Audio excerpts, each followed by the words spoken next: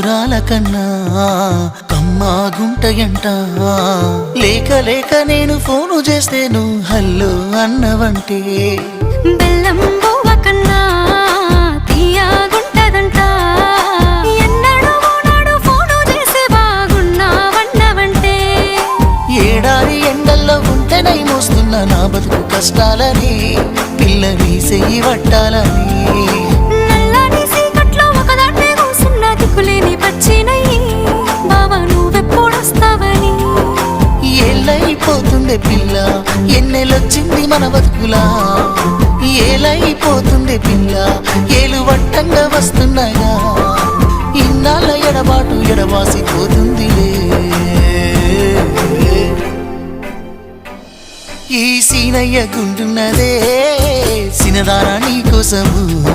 ఈ దూరాన్ని చెరుపుతూ తీరాల తెగిరింది అందా